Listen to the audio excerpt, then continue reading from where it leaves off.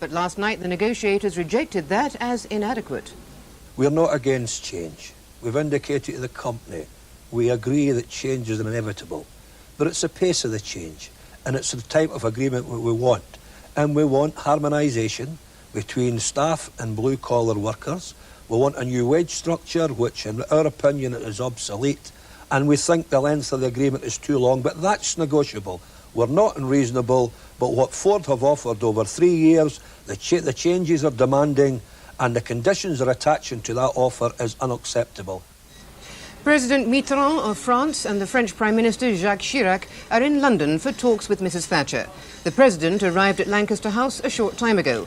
Mrs. Thatcher is holding separate talks with Mrs. Chirac. The financing of the common market and Anglo-French cooperation on defence are expected to be the main subjects for discussion. The Basque separatist organisation ETA has told the Spanish government it will immediately halt its terrorist activities for 60 days in return for a resumption of talks about its political demands. It's the first time ETA has offered such a truce, and it's seen as an important breakthrough for the Madrid government. The US-backed Contra rebels in Nicaragua and the Sandinista government have ended their first day of talks, with each side putting forward proposals for ending their conflict. It was their first meeting for 6 years. There was a sharp difference of opinion between the rebels and the government side over whether a political settlement or a ceasefire should come first. The rebels wanted a settlement. The Sandinistas insisted that wasn't possible. A government is not the result of a ceasefire. A government is the result of an election. The war and the peace talks are on hold and await the result of next week's vote in Congress. Our next news, midday. Good morning to you. Well, here we are just after 11 o'clock, time for our little trip around Europe. And if you're intending to go off there for a holiday, and I don't blame you because it's pretty miserable outside here just at the moment, my advice is to go as far south and east as you can. That's where the best of the weather is. In fact, it is very unsettled. I can show you by looking at the satellite picture. The white areas, remember, are the thickest cloud, and through today, two main areas, one rushing its way across eastern parts of Europe, giving a lot of rain and indeed some snow there too, and another one now just coming across into France and western parts of Germany, and as you can see, down into Spain as well. Well, putting a little bit of detail on that for you then, a good deal of rain running from Scotland right down through eastern parts of England, the Low Countries, down through France into Spain, some fairly heavy rain. There's some more rain further east too, and at the same time the rain in the west rushing its way eastward, so ending up quite wet in many parts of western Germany and down through France by the end of today. Now, tucking in behind, there's some quite strong winds, and they're beginning to push their way in through the Bay of Biscay into western France, and they're driving some showers in, some heavy showers. You can see some hail and thunder mixed in them. So if you're off on any sea crossings across the Channel or down through the Bay of Biscay in the next few days, I think you're in for some very choppy crossings indeed.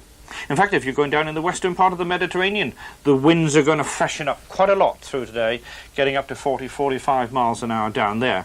But at least there will be some sunshine around. Now, going further east through Italy, through Greece, Yugoslavia, down in towards Turkey, some sunshine there certainly, but a few showers around. I don't think there's going to be too many, so if you're off and about down there in the next day or two, take your umbrella certainly, but not too many showers. Now, there's a complete change in the weather as you go further east. It's quite cold. There's a band of snow running from the Black Sea, the heaviest of the snow up in Scandinavia, Sweden, Norway there. They've had a lot of snow there over the last few days, and I think quite a lot of snow yet to come. But if you go further east in towards Russia, bright weather, a lot of sunshine around there, but as you can see by the temperatures, very much on the cold side. The temperature in Moscow just a few hours ago, minus 20 degrees Celsius, but as I say, a good deal of sunshine. Still the very mild weather over western and southern parts. Well, that's the way the weather looks. Join me in an hour's time for a look at the weather over the UK.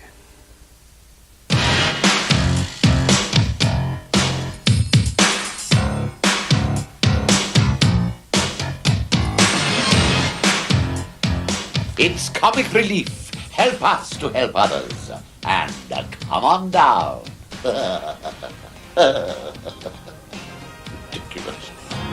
That's on Friday, February the 5th at 7:35 on BBC One. Now on One, the programme which invites your comments and anything to do with television. Here with the main edition of Open Air are Bob Wellings and Susan Ray.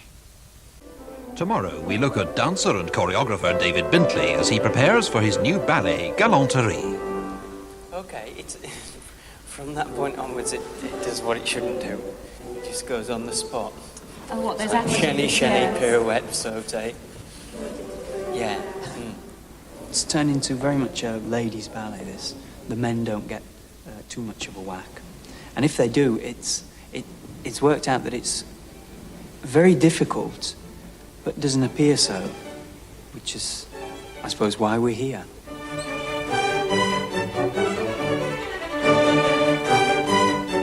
Bintley's Mozart, New Year's Eve at 7:05 on 2.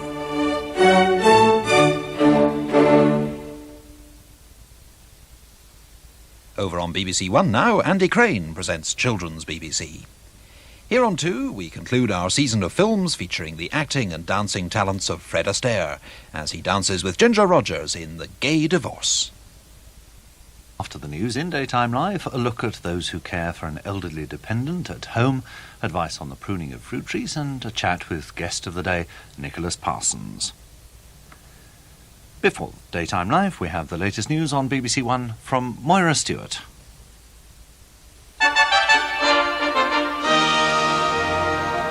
And from the newsroom, the main stories at midday. Nurses are out on strike again. They've joined ancillary workers at a hospital near Edinburgh in a 24-hour stoppage. Today's stoppage is just the first of a rolling campaign of such action at individual Scottish hospitals.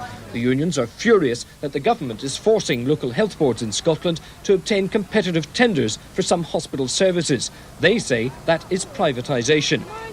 And they say, but for government pressure, the health authorities, including the Lothian Board, which manages Bangor's hospitals, would reject such a policy. The government insists that competitive tendering could result in savings, and that can only benefit hospitals by releasing more funds for the NHS. The unions dismissed that argument. Their campaign, including the planned 24-hour stoppage at all hospitals in Scotland, is not just about jobs, they say, it's about the future of the health service. The Pit Deputies Union, NACODS, has voted overwhelmingly in favour of industrial action.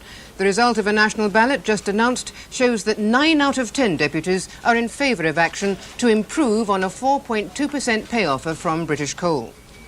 There's been an accident on the M1 motorway in Yorkshire and at least 2 people have been seriously injured. It happened on the southbound carriageway near Leeds. Access to the Cross Pennine M62 from the north was also blocked. The accident happened in thick fog and involved up to 30 vehicles. 8 people were taken to hospital after being released from the wreckage. The accident caused major delays to traffic going south, and a 40-mile-an-hour speed limit has been imposed on all motorways in the area. Mrs. Thatcher has been having talks in London with President Mitterrand of France and Jacques Chirac, the French Prime Minister. The President arrived at Lancaster House for separate talks after Mrs. Thatcher had seen Monsieur Chirac. The common markets finances and Anglo-French cooperation on defence were expected to be the main topics. The Prince and Princess of Wales have been contending with scorching temperatures on the 5th day of their bicentennial visit to Australia. At Gulworth, south of Adelaide, the Princess admitted that the heat was getting her down and she was missing her 2 sons. It was so hot even the locals couldn't take it. They wilted as they gamely waited for the Prince to speak. The royal couple went to Victor Harbour to ride on the cockle train pulled by an old steam giant named after the Prince's father.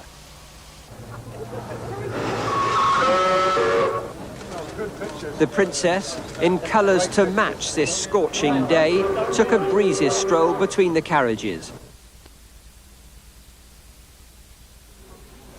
The next news is the 1 o'clock news with Philip Hayton. Good afternoon to you. Well, it really is a horrible day today in many parts. You can see the rain still bucketing down outside the window here. And another area where there's a lot of rain is up in southern parts of Scotland, Northern Ireland too, with snow on the hills, as you can see, and that snow will be drifting around in these quite strong southeasterly winds. Now there will be somewhat clearer weather edging in from the south, particularly over southern Scotland, as that rain pushes its way northwards, again giving some snow later on over the highlands of Scotland there. Now further south, as you've already seen outside the window, it really is raining very hard. That's the area where the heaviest of the rain is, a lot of flooding going on too. Now out to the west we've got brighter weather, but still with a fair number of showers. That's going to try to get across, but it is really going to be a very slow process indeed through the afternoon. In between the two wet areas, well, most places dry in northern parts of England, but as you've just seen tragically on the news, there's a lot of fog, particularly over northeastern parts of England, and some of that could well linger right the way through the afternoon. Fairly mild down in the south. You'll hardly notice it though, because there's a lot of rain around